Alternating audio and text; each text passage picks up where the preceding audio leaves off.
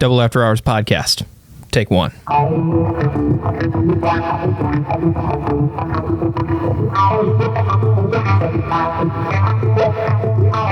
Well, hello everybody. Welcome back to the Double After Hours podcast. We're back. What? I know, crazy. We're back again. Who asked? Well, about 300 or so on YouTube. That's true. Through 78, it says the episode comes out. Yeah. How are we doing on Instagram? We're doing okay. 210 people on Instagram. So, but you know what? We could do better. So follow us, you mouth breathers. It's true. It's true. We get more subscribers when we don't release totally tubular content like the elusive episode that we've been discussing. Do we want to do that at the top real quick before we jump in? That's fine. That's fine. A little warm up here. Yeah. So I know at the end of what was it? Fast food. Yes. We mentioned that, hey, next week is going to be an 80s episode. And by this point, Velocipaster has come out, and now we're at Stranger Things. So I know our loyal audience, our loyal listeners are going, so gang, what the heck happened? What happened? Here's what happened. We recorded the said 80s episode, but it was not our best work. You would not have enjoyed it. Mm-mm. We did not enjoy it. So you know what? We're going to redo it. Yes. We don't know when. We don't know how. Stay tuned for the socials for that info. Yeah. But we decided it would be ultimately a better decision that we're not going to give you some half effort, and we're going to give you our all every single time. And that just means, hey, this episode is going to have to take a couple weeks, but it will happen. Yeah. And the original, just for those that are curious, the only surviving copy has been put on a flash drive, locked in a safe, and then that safe has been thrown, I'd say about maybe 10 feet underground at some anonymous coordinates. So, yeah. Will it be dug up at some point? Maybe.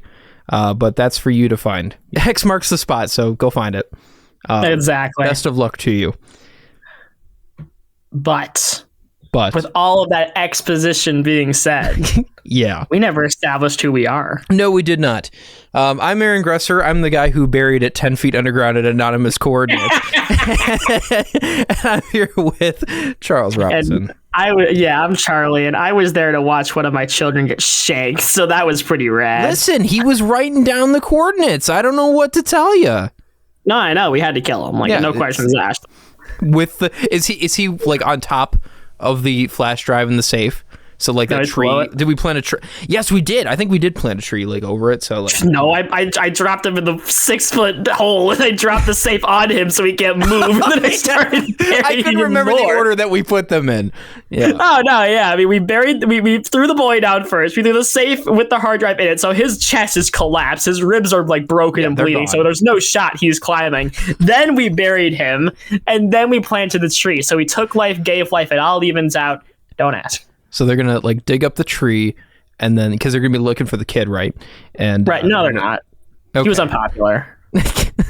Well, I'm saying if in a case they did decide. Yeah, I mean, if someone loved him, sure. Right. Know. They're gonna dig up the tree. They're gonna find the safe. They're gonna open it up. They're gonna say, "Wow, there's a USB stick. Let's find out what this is." They're gonna hear do do do do, and they're gonna just cancel out the whole search. It's over. I like how the old intro is now being reserved for things we don't like. Yes, I believe so. And if that episode ever actually comes out, I think I'm going to put the old intro on it That's for funny. Gets and shiggles. I love that. But yeah, so with all of that out of the way, because we felt like that was intro. I was about to say that was weighing on our conscience before this. Yeah, guys. All right, we got something that's arguably a little stranger. We have Stranger Things season 1. What? Wow, I was so hyped for this show when it first was announced because I mean I was in this time. This was my prime 80s. I love it immediately. Doesn't matter what it is. It's about the 80s. Unga bunga, and I'm all for it. Yeah. And I remember when it first came out, I watched that thing and I was like, holy, I was blown away. This was one of the first I think this is one of the very few like kind of mature shows that I ever watched, and yeah, like something that wasn't like Powerpuff Girls, it's right, like exactly made for adults, for men who play with manliest men. Yeah, and only the manliest men watch Lucas. That's right. So I remember watching it, and I was just blown away by I was like, holy crap, this is TV. Like, this is not a movie. And crazy. I know. Whoa. And I loved it. I loved every minute of it. I had merchandise. I bought the soundtrack I have the first and second season on vinyl, and I have the third one on CD. Yeah. And I got the poster. Actually, one of the posters is still up on my wall to this day. That's right. I mean, I was just all over the show. And I'm going to be honest, I'm going to kind of skip ahead to just real quick. We're not talking obviously about season 2 or season 3, but I watched all of season 2. I watched all of season 3, and then I stopped watching it. And I just kind of never picked it up again. I know you've told me like season 4 and 5 was pretty good. Yeah, season 5's coming out this year, which is kind of why we're getting on the train, because not only does it give you an excuse to rectify your sins, right? It also is like, hey, it's a popular thing, so it's like So I started, I kind of fell off from the show, and I need to start watching it like you said, because season 5's coming out. But I just going back to season 1, it was like, wow, I started to remember like why this show kind of blew me away, and we'll get into obviously our stuff on the wheel too, but I love Stranger Things, and I have since I'm a kid, and rewatching it now, I still love it. It's kind of at the same levels I loved it when I was a kid too. So it's not and it's not just nostalgia glasses either. It's like I genuinely, as an adult, love it too. Yeah, I think I guess on that now, tapping off of that, I didn't watch Stranger Things until I was in high school, actually. I watched it later than you did, which is strange, because it's usually how this works is the other way around. What a strange thing. That joke was horrible, just like the 80s music episode. We gotta be doing Stranger Things now. We don't need to be talking about the 80s music episode and the Stranger Things out. Hey, wait a minute. That's like getting our chocolate peanut butter aids mixed together. We can't do that. That's not allowed. I'm still trying to find a box of peanut butter aids, like having the dude over here. I can't find one. Where'd it go? Do you remember when our former computer teacher talked about how he ate peanut butter aids back in the day? Yes, I do remember that. He was like, "Oh yeah, I used to have them all the time. Whatever happened to those?" I was like, Did you get thinner? Yeah.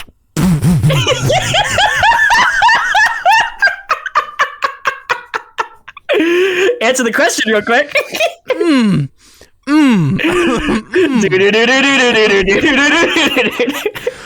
It has been 8 minutes, and we're already we're like, woo! We're already hit the ceiling. It's boy. It's gonna be a great episode. I'm hyped. Yeah. I miss this energy. Aaron and Charlie solo episodes go pretty hard. So yes, they do. Yes, they do. Good Lord. But no, back to me liking the show instead of calling my old computer teacher fat. Very important business we're getting down to.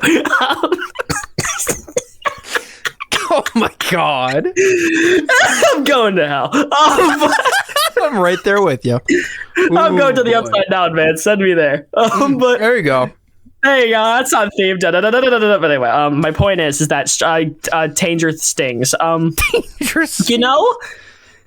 It was a show that I'm happy I waited later to watch it, because I felt like if I watched it earlier and I wasn't because I was very I can't even say described on the 80s episode because it's not coming out. So, but I guess on the episode that will not be released, I did describe my general thoughts on the 80s decade in music before I was awakened by Guardians of the Galaxy. And that was, it wasn't my shtick yet.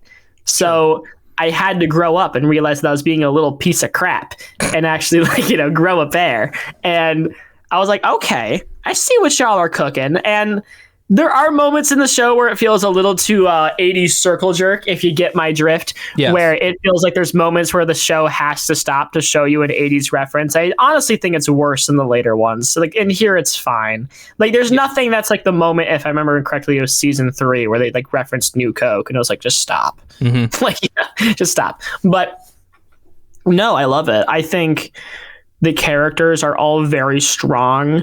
And I honestly think for a show like this, like that's 8 hours long, if you're not in love with your characters, it's just going to fail. Yeah. And it's so goofy, but I think I remembered why I liked 11 watching season 1, because Millie Bobby Brown is probably like my least favorite actress to come, or like person to come out of Stranger Things. I just think her actress is so annoying.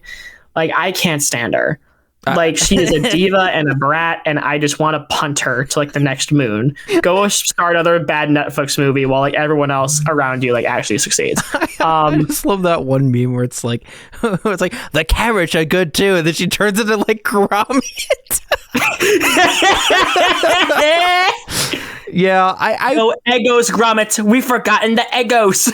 Like, I'm kind of in the same boat too. I think she played a great character, as 11 earlier on, but as it goes with most, I don't want to say this for every actor, but fame kind of goes to your head. It's like, in real life, you just kind of become a butthole, a bum. You become a bum. But yeah, I mean, this I think was part, in that era where she was like, okay, I'm in this show and I'm not famous. I'm gonna just, we're gonna act for real. We're gonna play it raw. And I know it's a funny, raw dog it. Yeah, but especially talking about a child. Think about what you're saying, Aaron. You know what? I'm also glad the 80s music's not coming out because I also happen to say the German invasion in referencing German artists getting on the Hot 100. So that, I forgot about that one. It was a stinky boy. So that's why that one's in the vault 10 feet underground. But the Disney vault. It's even tighter than the Disney vault. Really? Yeah. It's hoo boy. But yeah, I think like she played a very like real character, and right. There were honestly points where I was like, okay, you acting like I just felt so in the universe. I felt in the world. Oh sure, yeah. Later on, where she's like, the carrots are good too. Like, I don't. You're just never gonna get over that joke. I don't want good carrot acting. I want I want you. So we don't want 11 and Gromit. We want.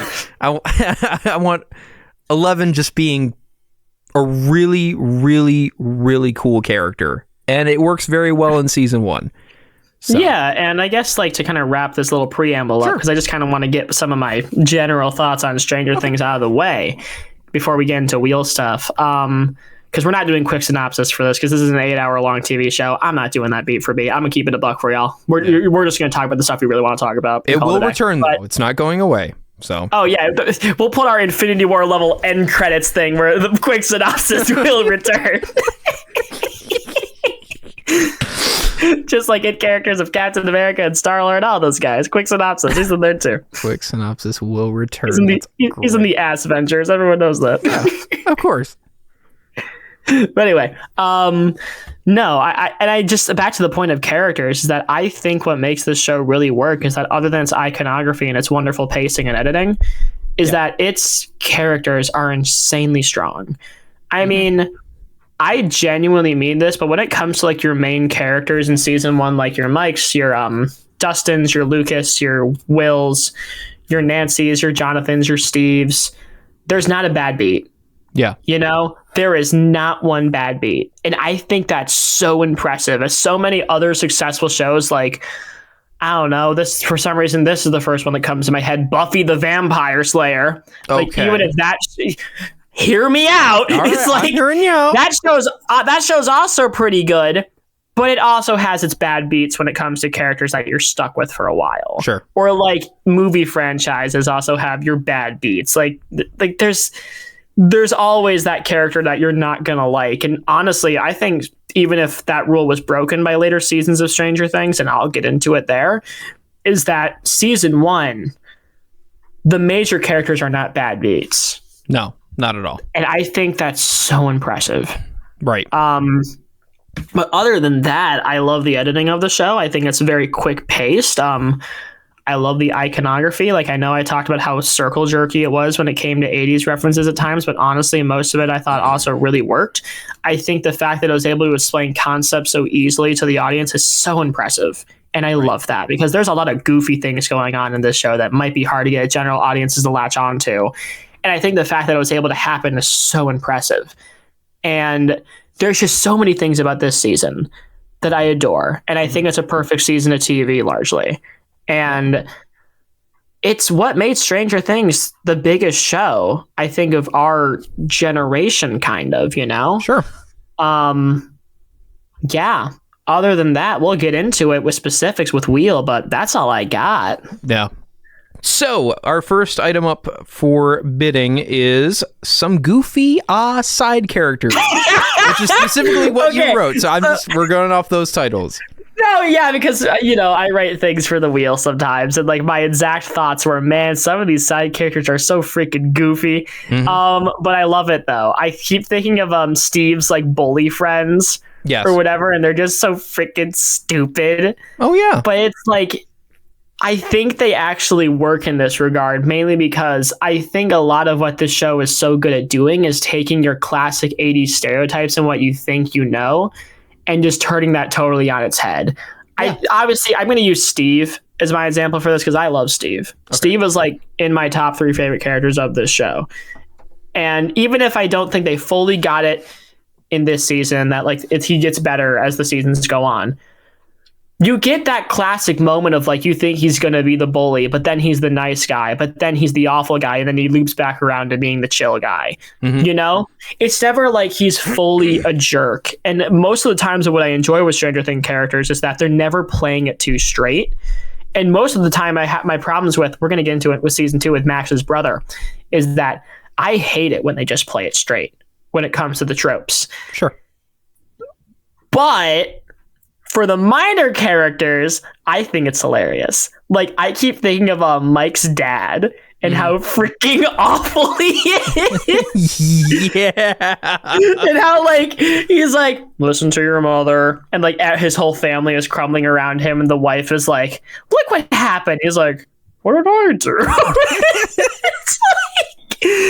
It's like I know the trope is like something that I do criticize it, and I don't think it's perfect, but for a minor character, it's really funny. Right. It's like you have this small character, just go for it. Don't be afraid. Yeah. Go for it. Go crazy. Go crazy. Go Stranger Things. It's crazy things. Go crazy. Crazy things. Eight crazy things. Whitey versus the Demogorgon. Who you got? Show me Whitey.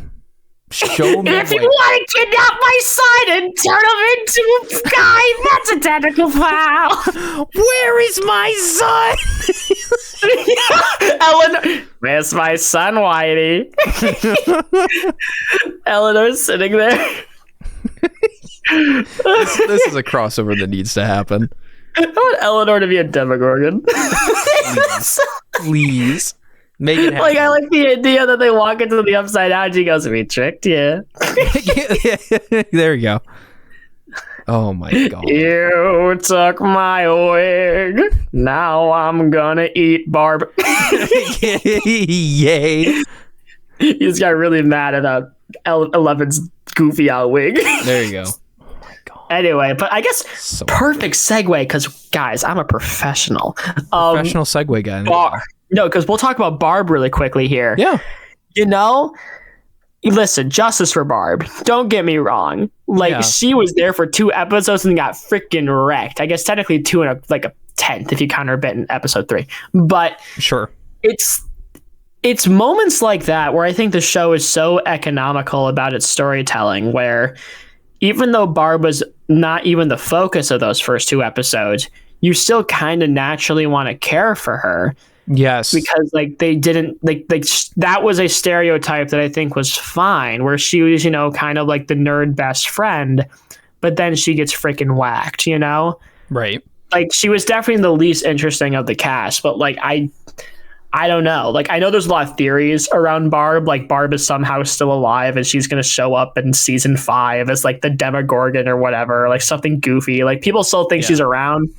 I don't. No, I don't either. But like, it kind of just goes to show how people are making goofy off fan theories about your freaking Napoleon Dynamite with boobs character. Like, it's really showing how strong your writing is. Now I will never unsee that. Thank you. Think about it. Yeah. Think about it. Yeah. Think about it, audience. Think about it. If anything, she's more like Arnold from Magic School Bus, but a girl. Yeah, I can see that too. Which Please let this be a normal party. Fun fact, for those that didn't know, the voice actor for Arnold went on to play Jimmy DeSanta in GTA 5. What? Yes, that is Jimmy DeSanta. Are you serious? Yes, Michael DeSanta blow up from GTA 5. Yep. I looked up because I was kind of curious, like, who it was, and I was like, okay, cool. What else was he in? Magic School Bus. Like, that was very childhood warping for me, but oh yeah. On the topic of Barb, getting away from GTA 5 and Magic School Bus. It's going to be a fun highlight. What a segue.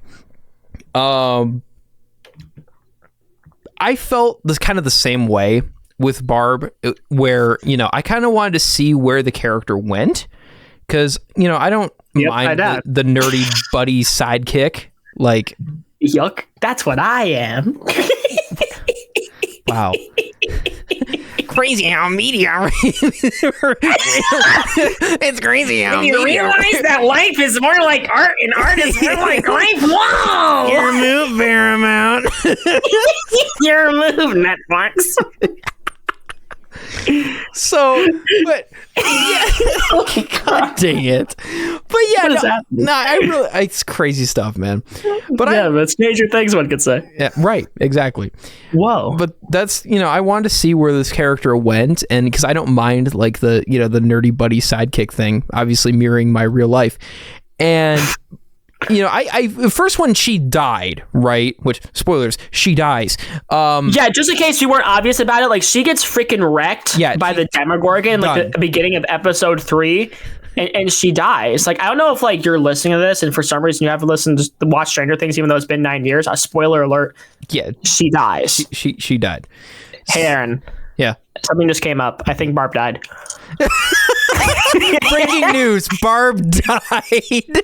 Dude, I am praying to God that I see that one day when I open up the local news in Detroit. Do-do-do-do-do. Welcome back to 7 Action News. I still call it 7 Action because screw you. But welcome back to 7 Action News. Barbara from Stranger Things died. If I ever start working news, I will make that a reality. And we just found out 9 years ago. If I ever know anybody in like TV control, I'm gonna have them do that at like 3:00 in the morning, just breaking news. It's just them walking in front of a piece of paper. Barb's dead, and then it just goes back to like CBS News or whatever. It's entertainment tonight. Extra, Barbara's dead. Crazy, man. I don't how did anyway, P. Diddy. I mean, hey, gotta stay topical. I mean, anyways, back to Barbara. We're getting so sidetracked, but I love it. So, when she first died, breaking news, she died. I was kind of like, okay, this is going to be like somebody has to die because sure, you got to keep them stakes. You have to you have to show mistakes. You have to show that Demogorgon, he ain't messing around. He's he can. Yep. That's what they do, right? And so there's that side of it that I had that just in the back of the brain, but the other part was like. Yeah, like I wanted to see how the character grew and how how she was going to be important to the story, but nope. Oh yeah, like they totally killed her off at a low point, and I love that. And season 2 kind of jumps into that a little bit, and we'll save, I guess, some of our center thoughts there. But it just felt like the right character death at the right time, and that's what you need. But off of Barb, because there's a couple more side characters I want to mention before we really get moving. I love the cops that Hopper is around. Like the bit where like he's with the bully's mom and like the bully, and she's like, "Dad, what's your badge number?" He's like, "I'm just saying this matter of factly." It's like that is the level of corporate America like snibble that I need. Yeah. Like that, I love that character. I think they're so funny. Mm-hmm. I did like that. I did like those guys too. It was great. Yeah, they always just had great reactions. Like they're at the library and Hopper's like realizing like, oh, I screwed the librarian. You know. Yeah. I wanted to check her out. Yeah. Yuck. No, but like, there's so many goofy side characters and so many great interactions and with them. It just brings so much life. You know. Right. It brings life. It breaks up. You know I don't want to say the monotony. But, it just kind of, it gives you a little break from the, scary, Demogorgons, death. Teen drama. Hi, I'm a buddy cop. Hey, how you doing, buddy? Hey, buddy. Like that's what I want to see. And it's, it's used sparingly, so it's not like all the freaking time. But it works really well, in short. So. Yeah. So. Okay. Spinning the wheel. Oh boy. It's time for everybody's favorite line of season 1. Where is my boy? Where is my boy? Oh boy. But anyway, he's in the Disney vault. Joyce Byers. I'm just more astonished at how off track we keep getting. That's great. Wow. Can't wait to see how that looks in the editing bay. But where's my boy, the queen herself? Now, I know that's what I labeled this section as because honestly, listen, I know I said there wasn't a bad beat, but if there's one, it's gonna be you, Larson. And it's like, I understand why. You're putting the overprotective mom in the situation of her son got yeeted by demons. Like, yes, understandable. And I completely respect the acting here too, because I'm thinking about like if my own mother was put in a situation like this, this is the kind of reaction I would expect, and she plays it so well. But yeah, it's just that's all she's got for a lot of this show, man. Right. And it feels like she's probably the least dynamic character of this season. And honestly, if I'm thinking about it, probably the whole show. Yes. Like she's largely kind of been Where Is My Boy the musical for like this entire series. Mm-hmm. And I think that's a shame, as we get a couple great moments with her kind of being a better mom. Like she has that great sit down talk with Jonathan in like episode 1 or 2 where she feels really bad about not being in his life as much. And, we get Keeping Up with the Byers and such. But like, it feels like if I've got to pick a weak link, it's gonna be you. Right. And that's never fun to say about like the mom of the kid who got stolen in the show, who's arguably like one of the main characters. Right. I think there's probably a few other things you could have, added to that instead of it just being like that. It's just, where's my boy? Like you said, Where's My Boy the musical? Bury the boy. Worth the 80s music episode. Yeah. Dang it, Bobby. Why you keep talking about that episode? It was all toilet sounds. Now I'm just hyping the people up. They want to hear it. They want to hear it unedited. Maybe this is your subliminal way of like releasing a subpar episode, but like they're gonna love it because we've been hyping it up. Yeah, it's still not happening. Sorry to disappoint the masses. You're gonna get better episodes. $1 billion. What if this is the winning episode? What if this one? This is the one that gets 10 billion views, and yeah. No. Becomes the new Joe Rogan. Yeah. We're number 1 on Spotify just because. Dude, they lost number 1 recently. Yeah, wasn't it the Talk? Was it Talk Tua that took it over? Or no. I haven't kept up with the latest on. Dude, because Talk Tua is in jail right now. She has to talk to a lawyer. That's right. I forgot she pulled that scam. So happy. Forgot that happened. I'm honestly like very happy about it. Oh, like, I am too. Yeah. Have fun. Less competition. Right. Give us the number one spot, please. Like, even imagining the meme where it cuts to like the box office numbers and it cuts to the Double After Hours podcast making billions of dollars. Yes. But anyway, we can all retire from this. That'd be great. And we can only do it with your help. Exactly. Right. Just like how Joyce can only get over her boy with your help. But anyway. And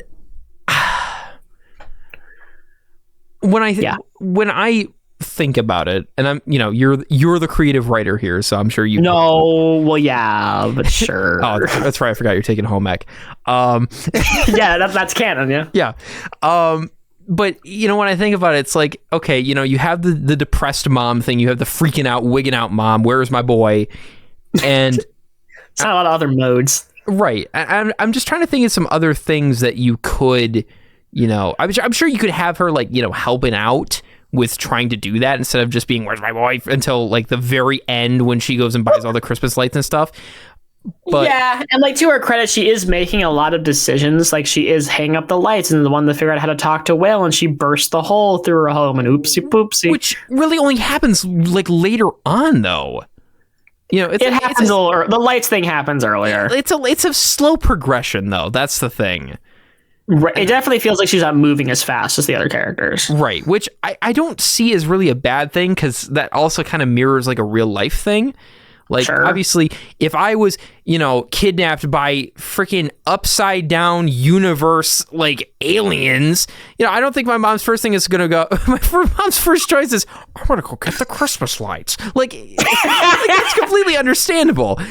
But oh my God, my son's missing. Chestnuts roasting on an open fire. I just think there's like a few other like things you maybe could have tried before that, like grief. Well, that's one. You can put that one on the list. Denial. It's another one. Yeah. But anger. I don't know. I think there's like a few more things that you could have tried. Yes, those, haha, funny. But like you could also have just tried, not really anything. Like you could just throw stuff at the wall, try it, and then you could have had something like, eventually you get to the next conclusion where that finally works and you can talk to Will. Yay. Right, and I guess like it's tricky because I do think like there are a lot of moments where it's like. Like it's not like she immediately figures out it's the lights. Like she realizes the phone is bugging out, but it's like it's not like she's trying.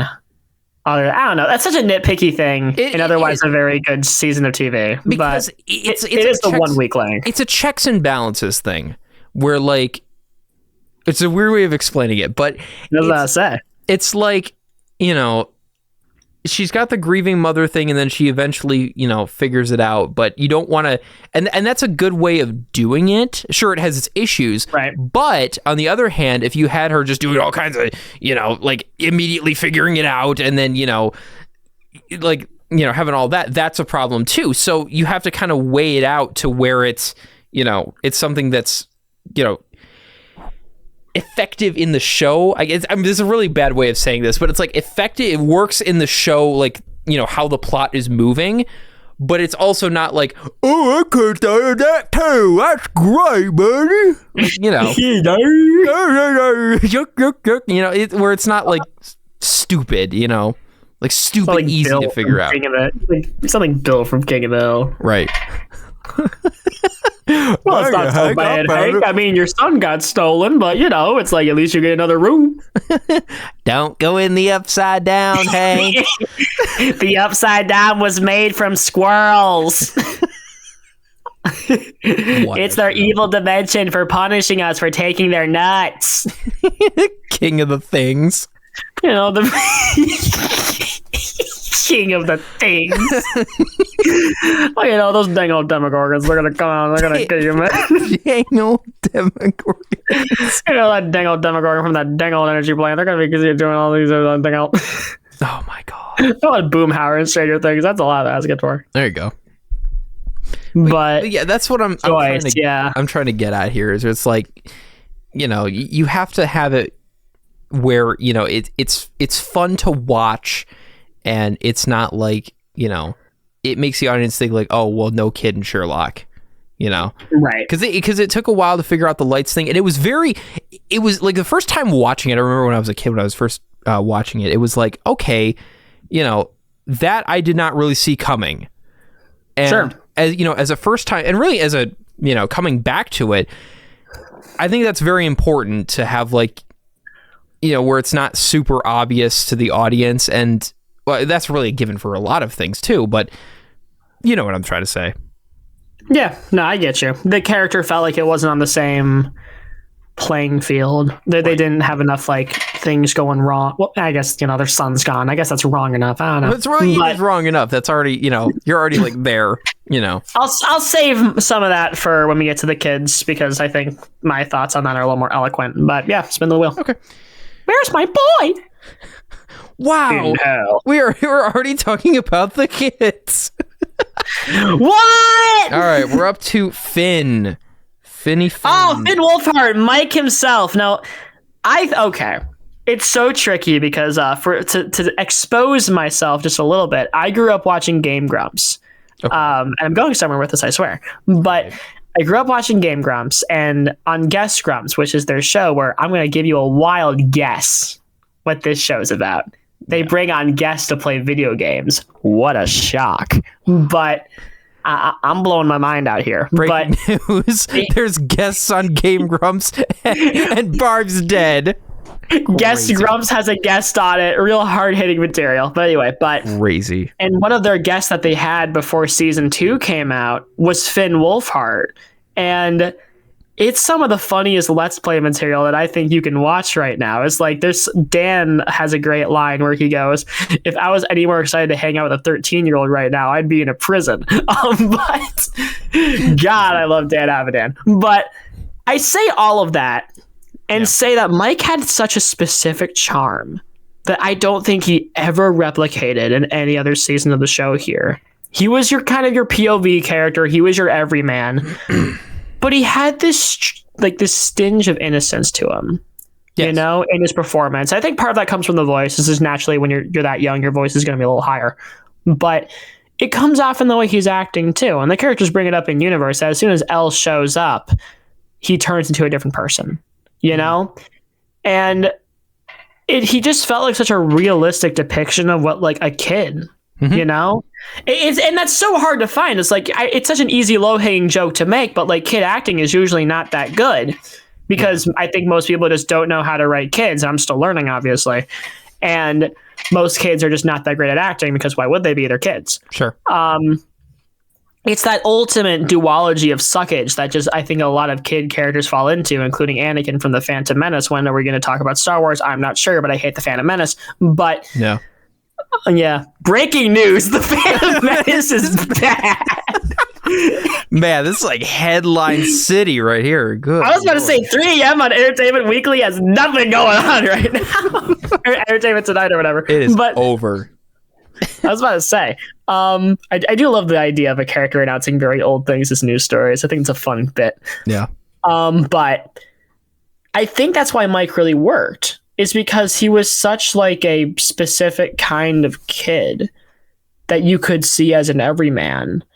And I don't think they ever got there because it feels so crappy to say. But I think just as Finn got older, he probably, in my opinion, aged the worst, I think, out of the main kids. Like, I think Dustin aged pretty well. Lucas aged very well. 11 aged pretty good. I love Max. She's one of my favorite characters. Yeah. And unfortunately, Mike just got the short end of the stick there. I think so. Because you were never able to get back to kind of like that young charm, that kind of Dick Grayson 13-year-old energy that Finn has here. It's weird because like he obviously makes mistakes and such, and that's why I love him. But he has this endearing quality of like, he's not malicious. He's just a kid. And that's what I love about this is that this is such like an innocent kid and he's just thrown into like this period. And it's just fun to watch him navigate it, you know? Yeah.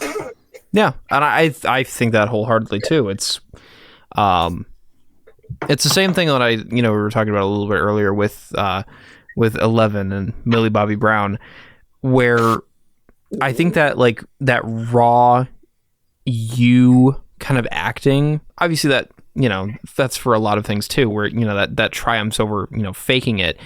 But Stranger Things does that so well, where you could, it's natural. And it's what makes the show great. Right. And I think, like you said, all these guys have done it well. But yes, it's been a while since I've seen season 2 and 3, but it has been for me too. I haven't watched them since maybe 2018. Yeah. 2019 or whatever. Like, it's been a while. Season 3, it's been, season 3 and 2, both have been since they came out. Yes. I think like since I did my initial binge. Yeah. Same. They didn't really like the show. They only watched it one time. I've seen it 80,000 times. Hey, I mean, like, I have other things to watch, like The Boy in the Striped Pajamas. Like, that one went pretty hard. Schindler's List, another feel-good classic. Absolutely. Saving Ryan's Privates, 100%. Apocalypse Now, the director's cut. Don't ask why I watched the director's cut. Okay. We'll keep questions locked away in the back pocket. Yeah, right. But yeah, no. No, I think it's great, and season 1 shows it very well, and that's really, without parroting a whole lot, that's about all I have to say. He's just an endearing kid. That's what makes him lovable, and I don't think they ever really got back to that. Yeah. All right, next up on the list, we have ease of making the audience understand its concepts. Oh, God, yeah. This is honestly the most impressive thing I think about the show is that, listen, Dungeons and Dragons to normal people is scary. I have some things to say about D&D.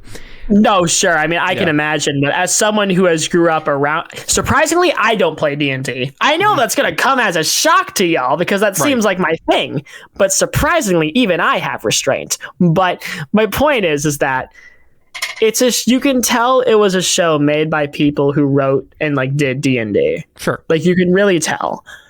And the way they explain stuff like the Upside Down and how to make this stuff work was so effortless. Like, I keep thinking of the conversation they had with their AV teacher, who he just perfectly describes how you would actually get to the Upside Down and sensory tanks and such. Yeah. And those are such specific concepts that you have to get right. Yeah. And they do it because they actually bring in like tangible examples that aren't just like theory, because I think so many writers are just very like naturally going to go, we're just going to spit technobabble at you and just hope you figure it out. No, they had the flea and the acrobat example. And that was such a strong way to get the audiences to wrap around what that actually is. Mm-hmm. And along with the fact that they were using Dungeons and Dragons to subtly hint at a lot of their ideas is so strong. And there's so many moments like this in the show where it feels like it's doing things I think other shows normally couldn't do so effortlessly. And I'm always impressed by it every time I watch it. Yeah. I just wanted to gush about that because I think that's such a hard thing to get right. And that's half of the one half of the reason why the show's successful is its character writing and its performances. And the other half is explaining this nonsense. Right. I used to, way back in the day when I used to work at Zapzone, which told a little bit about that in Work Stories. I had a manager, and he played D&D. Like, he served in the Navy, and basically his, most of his days were playing D&D with his Navy buddies, and he was, I asked him one time, can you just kind of give me a quick rundown of D&D? And he was like, no, I cannot.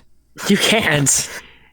And I was like, okay, I didn't, think too much of it. But, when I started I looked up like some things about D&D, and I'm like, because I don't play it either, obviously. And I mean, it is just goes right down the list. And when I saw in Stranger Things, when I first watched it, that they're playing D&D, I was, like, okay, cool, they're playing D&D. That's an 80s thing. It's still a thing today, sure, but, back in the day in the 80s. It was right. And it was a thing in the 80s, too, and, there are kids in the 80s playing D&D. Awesome. And then they started, like, focusing more and more on the D&D stuff, and I was like, oh, boy, am I going to have to understand what's going on here? But then they started explaining it. And it just clicked.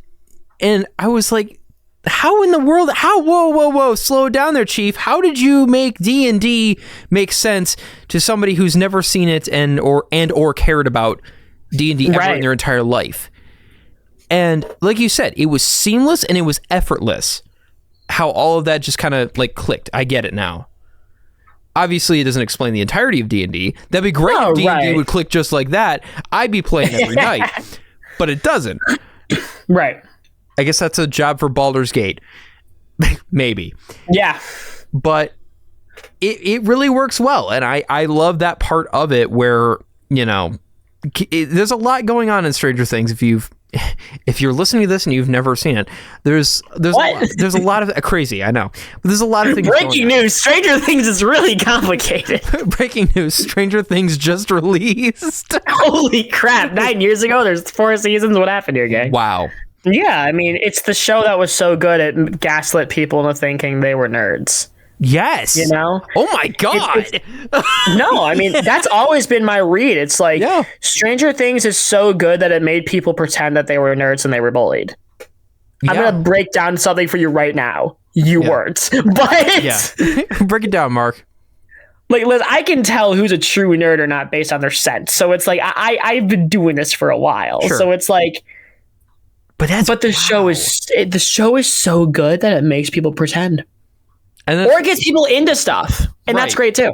And that's why it kind of, you know, I was talking about a little bit earlier with the acting, kind of like, you know, sucking you in to, you know, and making you a part of the show, making you feel like you're a part of it. That is another big help too, where, you know, it's just the writing is so good that it makes that just, and it works.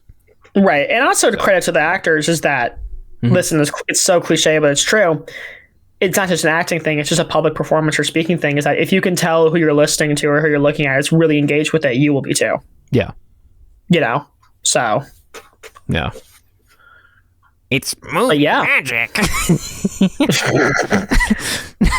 A lot of studios need to take notes.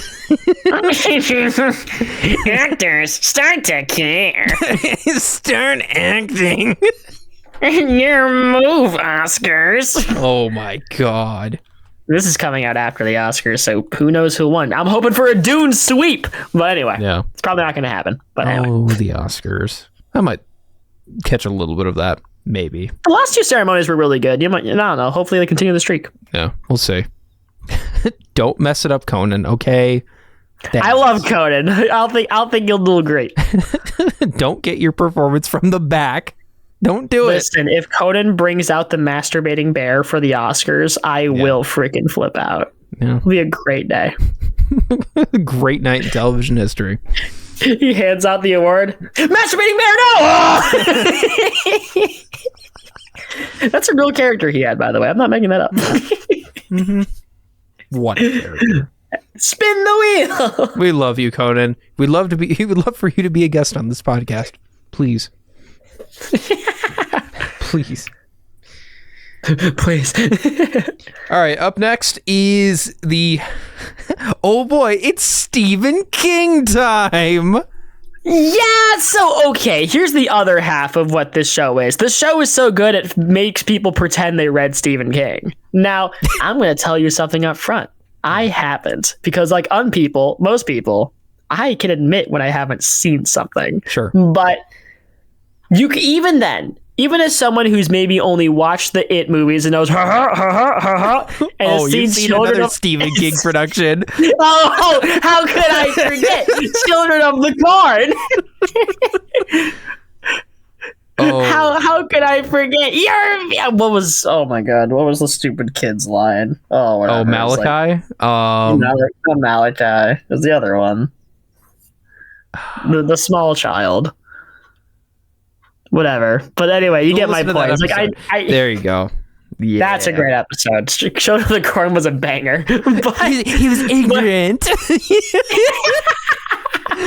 Ignorant. Don't go to the upside down. You're just ignorant. Yeah. The Demogorgon's not going to eat you. He's just ignorant. Anyway, but no, I mean, you can easily tell with the way this show. I mean, guys, this is just a Stephen King homage. Like, think it, like it's not trying to hide it. I'm not trying to say like this is like pulling under the rug from you. Whoa, what a shock! I mean, this is known. The creators have talked about it. Everyone knows. Like, it's not breaking news. I'm not breaking. What? Breaking news: Stranger Things is inspired by Stephen King. Wow! And Barb is still dead. Oh my god! Yeah, breaking news on Barb. Update: still dead. But anyway, just in case you didn't know, the search continues. Oh god! But there's so many. Jeez, I don't want to find her. But there's so many elements of like Stephen King stuff that you can totally see in here. Obviously, like the younger characters, the kids. Thank God there's no orgies. But anyway, wait, have you never seen it? Have you never watched the original It or read? We know. Oh, I've seen it. I just like to block that one away. Oh, I've seen it. I've seen it. Well, I like to take that one and just kind of throw that. Yeah, throw that one away. But anyway, no, I mean, there's so much Stephen King influence in this that you're just gonna you're just gonna trip out, man. Yeah. And with that, and that adds to the 80s feel. I mean, heck, each episode's called a chapter or whatever. Yeah. It's like, come on. Yeah. It's also like choose your own adventure books. Ooh, kind of, yeah. Yeah. I think my dad had one and he like passed it down to me. No. It's the Gresser family heirloom. Yeah, it's the one. It's in the attic. It's just the one. Choose your own adventure. Choose your own adventure and good luck. Figure it out. Bye, son. Have fun. That's all this show is. Bye, son. Have fun. Here's a gun. Here's a gun. Now you're done. Here's the Demogorgon gun. Demogorgon gun. These rhymes are so good. Will, what do you mean, Will? Where'd he go? Will? More like, will I care? Hey. Anyway. Wow. The off track on this, the off track is strong with this one. It really is. See, Star Wars, Stranger Things. When? We just keep teasing people with Star Wars. I don't know why. Yeah. We're waiting for guys. I would love to. I would love to. We know. Of course. But guys, there's other things that have to get done first. It's like, we're going to wait. We're going to wait. There's Stranger Things to attend to. True. Wait. But Stephen King, he exists. I don't know. I don't really have much else to say. It's like, yeah. And I'm slowly like, I'm kind of sitting here and like, kind of thinking about more Stephen King-y things that have appeared here. And yeah. And I think that also works very well because it's not like, oh, I'm using Stephen King. Here's one of the things he did. Like, they're doing their own thing. I don't know why I said it like that, but like, no, it's the classic, like, I like this thing because it's exactly like this thing. Right. Like, they're doing their own thing with it, but you can tell the influence, and it works really well. Yeah, it does. A very basic ass thing to say, but that's really all I have to say. So we had two good segues to come out of it. So who cares? Yeah. We're highlight farming, baby. Highlight farming. That's really what this is. That's okay. Oh my gosh. Oh boy. All right. Do you remember the 80s? We did. Okay. So, like, I know I talked about it a little bit in the intro. But guys, listen, this show, I'm going to break some hard facts to you. It really likes the 80s. I mean, a lot. So much where 11 stopped watching a TV screen just because He-Man was on. Like, right. But I will say, as much as I can make my easy jokes of how much the show sometimes stops to reference the 80s, and it honestly isn't that bad in this season. It gets worse. Like, it gets worse. It gets way worse as it goes on. But like here, it felt fine. It felt like aesthetically, it was so perfect. And I say that as someone who's never lived through the 80s. Oh, yeah, same here. When I think I would. In my soul, I lived through the 80s. I hate modern music. I was born in the wrong generation. Oh my God, kill me. What a statement. Shut up. That little me is very guilty of saying, and that future Aaron really, really hates him for. I don't think I said it. I think I only said it as like a really young kid, but then I grew up and realized the internet's really cool. So it's like, Yeah, right. We love the internet, and yeah.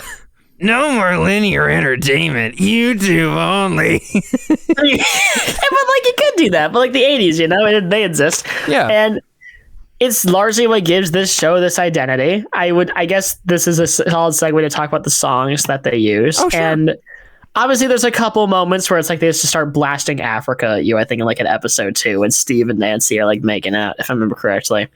But yes, there's also a lot of moments where the songs don't, like, that was the only one that I think felt very like 80s circle jerk to me. Mm-hmm. But there was a lot of other moments that felt like this kind of fits. Like they had that the song was at the end of episode 4 where they found the body, and they have We Can Be Heroes Just for One Day, one of my favorite songs, and they're just like blasting that, and it totally works, you know. Mm-hmm. And there's a lot of moments like that where it feels like the soundtrack, and especially the score. Like you want to talk about 80s? I'm going to introduce you to my little friend called synth.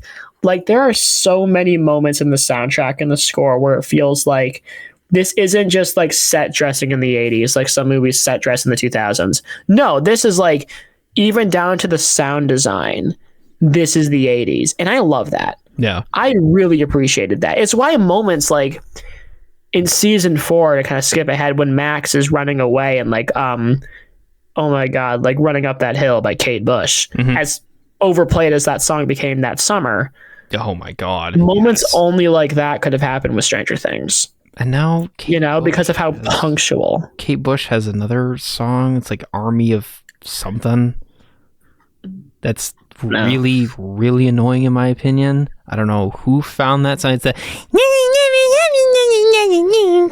Like, and it's like, get that out of here. But is the episode of South Park where Eric has oh my God, Jennifer Lopez as his hand? Yeah. Jennifer Lopez. Yeah. Jennifer Lopez. I just rewatched that episode. This is really funny. Yeah, no, soundtrack and like and the score, especially the score you were talking about. You throw a Yamaha DX7 in there, and dude, you are set for life. You are like, that's Don't need to eat. Yeah. For those that don't know, the DX7 was the synthesizer of the 80s. Like if you want synth bass, that's the one to go for. Oh yeah.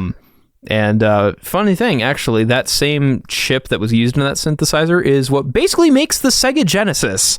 So if you've if you've heard any music off of a Sega Genesis, that's that same chip. Interesting. Yeah, and I think that part of it too works well. To kind of set the tone where it's not I'm kind of in the boat where it's like it's not super like, oh, you remember in the 80s we got this gold synthesizer and play do do do do do do do, and it's like, you know, but it's got a good balance of it where it's not too tropey, but it works really, you know. It never feels overbearing, right? You know, and soundtrack wise, that's why I bought it on vinyl, and I got the third one on CD because the soundtrack is just phenomenal. Oh God, yeah. You had the Clash, you had the Bangles, you had the psychedelic Furs. Love those guys, 110%. You had Toto, you had Cyndi Lauper, you had the Romantics, the Scorpions. Yeah. And actually on the soundtrack, which I think is really cool, is interspliced between the songs. It's not just straight songs the whole way, which they later did for season 3. Some call it lazy. I call it lazy. They actually spliced in clips from the show in between. Oh, wow. So like you hear like little sound bites, and then it goes to the song, and it'll play the whole song out, and then it goes to another clip from the show. And I think that's such a creative way to do that soundtrack where, you know, sure, you can go song by song, and that's fine. And, you know, if you're ripping the CD to your computer because you just want the music, you can do that. But if you play the same feeling. If you play the whole thing all the way through, and, you know, it's such a cool way to do a soundtrack, and I'm really happy they did it that way. And I'm very disappointed they didn't do that for season 3, which really, really sucks. Great music from season 3, but I think that extra touch could have been just so much better. And going back to our physical media, real quick, I know I'm getting so off track here, but going back to our physical media thing, every single movie clip on the soundtrack on Apple Music is grayed out. They're all grayed out except for the music. So, sorry to anybody that actually wanted to hear it. If you really do, you have to buy it on either CD or vinyl. Yeah. Or, whatever other weird mediums from the 80s are coming back. Cassettes, 8 tracks, I don't know. Reel to reel, take your pick. But soundtrack wise, I just think that's cool. And even with the references too, like, you have obviously He-Man, you've got the old school walkie-talkies that they've got. And but they're referencing comics out the wazoo all the time, which, to me, that's my Super Bowl. I'm like, or X-Men mention, I'm like a clapping seal when you throw Wolverine in my face. Right. And I'm in the boat where it's, I don't think it's that bad in season 1. I know you kind of said that too. It's like not that bad. And I think it also helps with atmosphere a lot where, you've got the references in there and you've got like little nods to things. It's like, oh, that's kind of cool. But you also feel like you're in that decade, you're in that generation, you're on that day, you're there. And we're there, man. I just think that's great. I think that's great. And it just adds to the whole, being inside the show and, grabbing me in. So it feels very like it knows what it is. It knows where it's at. Yeah, that's very long-winded, but you get the idea. Yeah. But anyways, back to the wheel. As always, we got like a couple left. Yes, we do. We only have a few of these left here. All right, so going back to actually all of these on the list are the main kids. So let's talk about Lucas for a little bit. Yeah, so I think I have the least to say about him in terms of the kids, not because he's a bad character, but just because he's not as distinct as the kid who gets kidnapped, the main character, and Dustin, the Toothless Wonder. Sure. But he does play a very specific role. Like he is the guy who just doesn't really trust Elle. And you know what? Valid. Absolutely. But you're some random bald kid that's just running around and you stole your best friend. Stole your best friend away? Absolutely, I wouldn't trust you. Yeah, exactly. If Millie Bobby Brown showed up and decided to hang out with Aaron, I would. Well, for one thing, I'd suck up. But also too, I would feel a little weird. Yeah, and I had a thing to say. Go ahead. I'm trying to remember what I was going to say. No, sure, but he is such a. I do think the later seasons do him better, honestly. Yeah. But again, that's not really me dissing the character. It's more just listen, it's a stacked room. Mm-hmm. There's a lot of characters you got to compete against. But it felt like with Lucas, he was kind of Dustin was kind of the guy who separated the fights. Lucas was kind of the hater, and Mike was the optimist. He had a very specific role. Sure. That I enjoyed. He didn't feel like he blended in, which I loved. He always felt like he was important, which not every season gets right. I don't know. I enjoyed him. I thought he was fun. Yeah, I do too. He was kind of like he kind of played the classic "don't judge a book by its cover" when it came to 11, and that's fine. And like I said, it's completely understandable to not trust anybody. But yeah, I did like that dynamic where he's not blending in very well with this group, but he's also contributing to it in a not important, super important, as everything way. He's just kind of there to keep everything on track, sort of, in a way, in his own special way, in his own strange way. What? But anyway. Breaking news, Lucas is keeping things on track. Man, I mean, that would be breaking news considering this podcast. That's true. We do need a Lucas. Yeah. Maybe so. But replace Shane. I think what does keep us on track isn't which four of us are the I feel like I'm Dustin. I'm not even gonna lie. Yeah. I am the Toothless Wonder. I feel like Shane's Will. Yes. Then I guess you're Mike. I could be Mike, yeah. I guess Brice is Lucas. Which is kind of funny because I've seen in a few episodes where he tries to bring us back on track a little bit. So that checks. That checks. Okay. There you go. There's your typecast. All right. Awesome. Comic-Con, I know what we're doing. I'm cosplaying as a 10-year-old boy. You'll fit in perfect. Guys, I've been called a twink. You're not getting that story. Next wheel, please. We're just going to breeze past that one. Because I already told it. Awesome. All right, back to the wheel. If I could find it. Where's the wheel? There's the wheel. Okay. I don't know, man. Who knows? All right, up next, Toothless Wonder, Dustin. Oh, I love Dustin. He's probably like my favorite of the kids, largely because, listen, Dustin has the easy job of being the funny man who breaks up the fights. Yes. Like, he probably has, maybe character-wise, I don't want to say the least going on because he has a very flat character arc in this season. He changes and develops later on, but he is the one that is instilling change on the other characters. And for those of y'all who don't know what a flat character arc is, that means he's not necessarily growing as a character, but rather his worldview is being challenged and he has to rise above that. A great example is characters like Superman, Captain America, characters who generally stay the same constant throughout their stories, but are challenged on their worldviews all the same, but have to rise above it. That's like the best way I can kind of describe a flat character arc. Anyway, sure. But also another great, I guess, example is like sidekicks from Disney. They're pretty flat characters, but anyway. Before they die. But yeah. Remember when the Firefly from Princess and the Frog died? Yeah, it's been a while since I've seen that one, but yeah. You watched Princess and the Frog? I believe so at one point. Actually, I do remember I was babysitting at the time and kid wanted to watch it, so yeah, it's all right. All right. But then the Firefly died. Lol, and I laughed. Lol. But anyway, the point is, yeah, because Ray dying, breaking news, Ray the Firefly from Princess and the Frog died. Dude, Entertainment Tonight, why are you not calling us? Like, bottom of the barrel, man. Like, we would fix your ratings through the roof. Just through the roof. Just tell people what they know. It's the Anchorman solution. Just tell people what they want to hear. Exactly.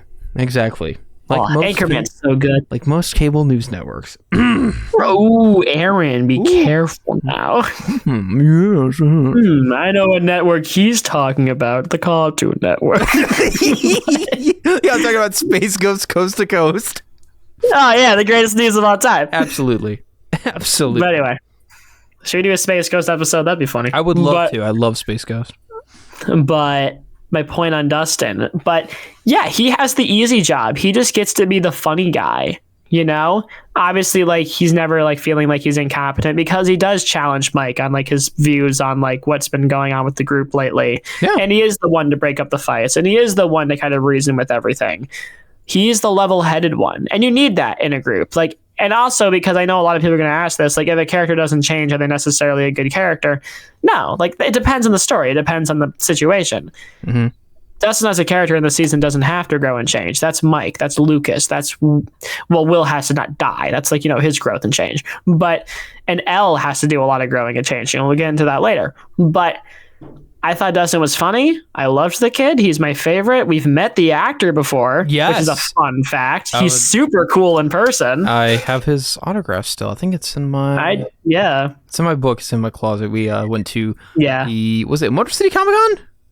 Yeah, it was like in that October of like 2021 or whatever. No, which was awesome. And yes, he is a very nice guy. Didn't we talk to him a little bit about... the latest season that was coming out? Was in season 3? Yeah, I think we did. I think I asked him what like being a theater kid was like, because I thought that was interesting. Because that's also like that actor's big thing, is that he's a very prominent theater kid, and I think that's really cool. Mm-hmm. But I love the kid. I think he's great. Yeah, he's awesome. You really said all I wanted to say about it too. I love his character though. I do. The more I think about it, he's a wholesome guy. He's the wholesome, goofy dude, and he's great. Love him. Yeah. That's really, yeah, you kind of said it all, so yeah. Oh yeah. All right. Last thing up on the list is it's talking about a certain lady who's now a butthole. A certain bum. A certain bum. It's Millie Bobby Brown's own 11. Oh boy. Genie of the lamp. But anyway, 10,000 years give you a real crick in the neck. 4 seasons of Stranger Things gives you such a crick in the neck. Can make you such a bum. Can make you such a whore.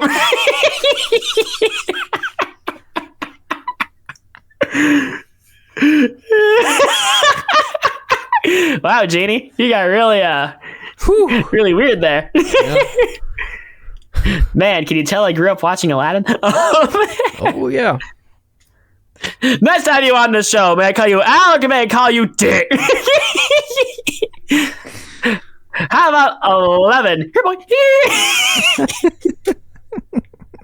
Okay, I actually have to get on track here. Let's not make my stupid little Aladdin references. Oh yeah.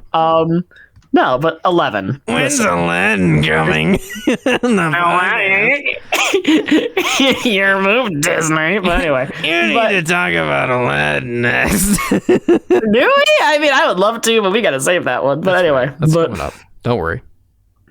In the next few years. Maybe not this season. We got things to do. But I love Aladdin, guys. Don't get me wrong. It's one of my favorite movies of all time. But guys, we got to lock it. It's on the wall. But anyway. Yes, I was just looking at it. Yep. It's a banger movie. But anyway. But 11. Mm-hmm. This is a very hard character to get right. You know? Oh, very. This, I think, was one of the most impressive characters. Because having the character who doesn't talk that much and is very naive, but you gotta love her, is so hard. Half of it's the acting, half of it's the writing. Honestly, no. I think it's a 70-30 split. I'm going to say this. This is going to be a rare Charlie moment. I think that the acting was more important than the writing here. Okay. You're not going to hear me say that very often, so I want you to lock that in now. Yeah. Savor this moment. History. Savor this moment, breaking news. 70-30 split. Charles Robison's opinion. Take a picture. But and for the Price is Right. But listen, guys. As much as I dunk on Millie Bobby Brown, and I'll continue to. Yeah, of course. This is a very specific kind of character you've got to get right. But by golly, they figured it out. Yes. It largely comes down to the acting. She had to sell that she was a scared kid with a heart of gold.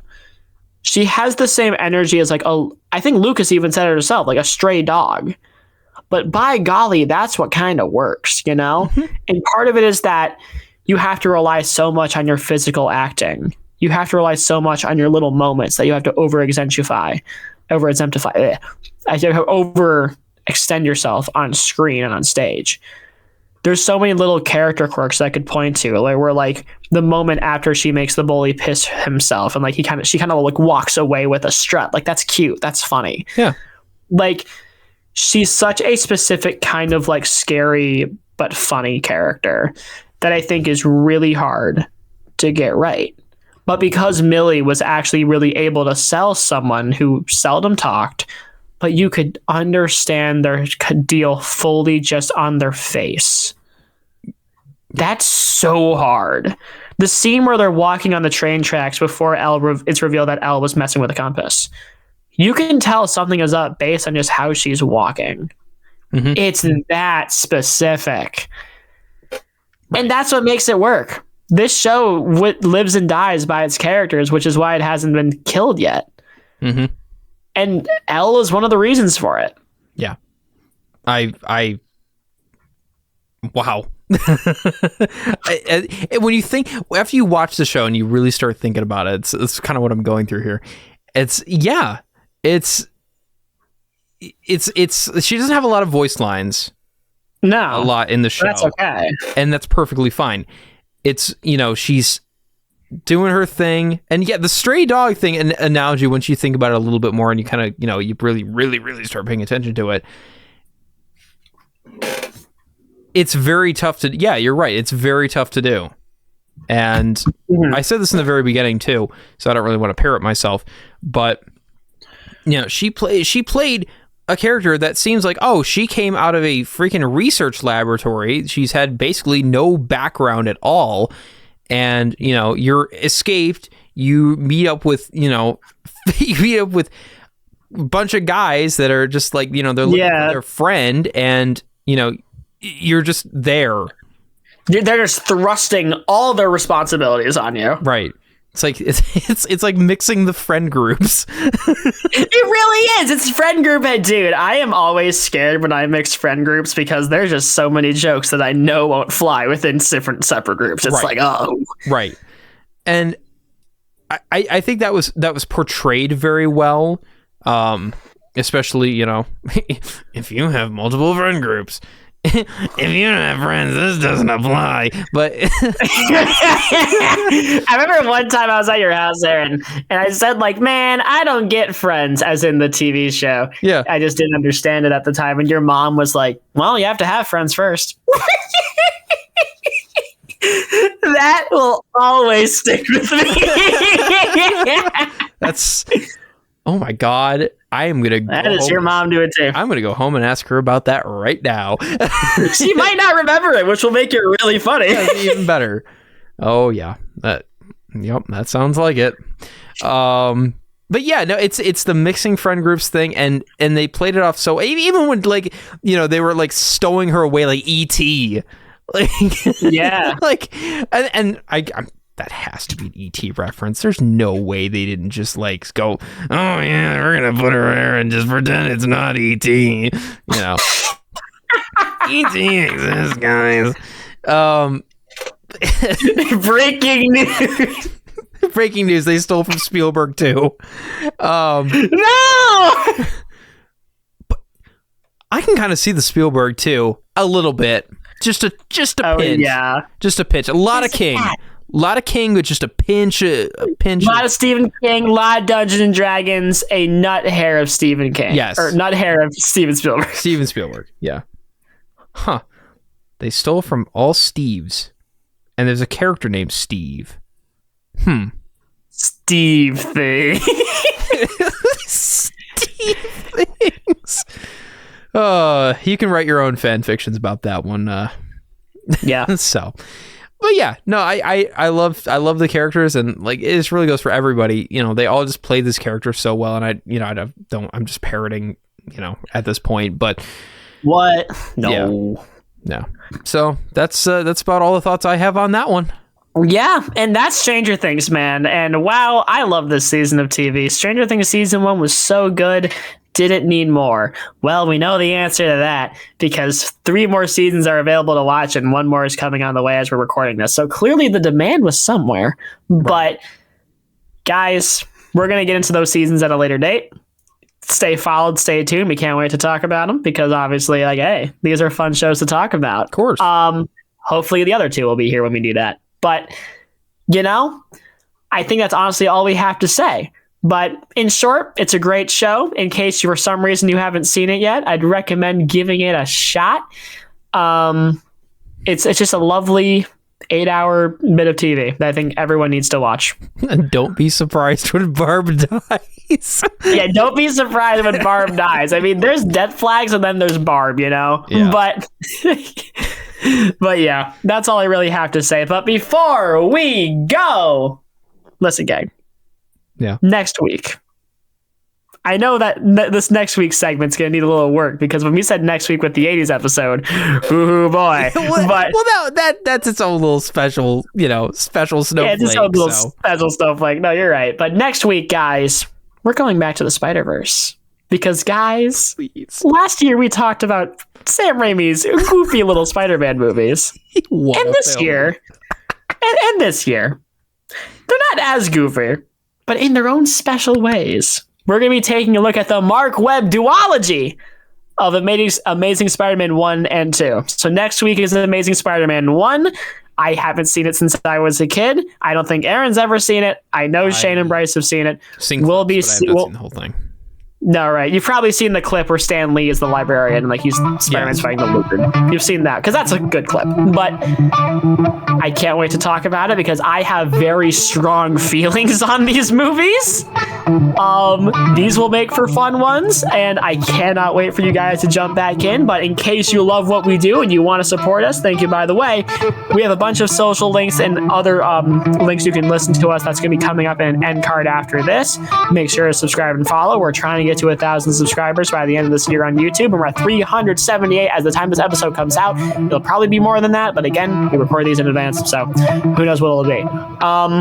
Other than that, that's all I really have to say. Thank you much for you guys for watching and listening, and yeah, I've been Charlie Robison. I'll see y'all next time. All right, and I'm Aaron Gresser. Carp's dead, man. No! Dang it! But we're still alive. We're still making stuff, so stick around for more. I'm Aaron Gresser. We'll catch y'all next time. Goodbye! Thank you for listening to the Double After Hours podcast. If you like what you heard, be sure to subscribe to us wherever you get your podcast. If you want to see a full list of our platforms, be sure to check out our page at rss.com, linked in the description below. We've got social media pages featuring highlights on Instagram, Facebook, and TikTok, with links below. The best way to help us grow is by sharing us wherever you can, or by telling a friend, family member, co-worker, or whoever by word of mouth. It goes a long way. Thanks for listening and staying after hours.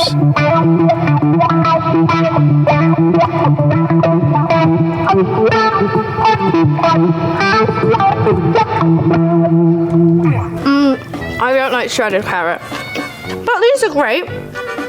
You know, these are great. The dirtier the better.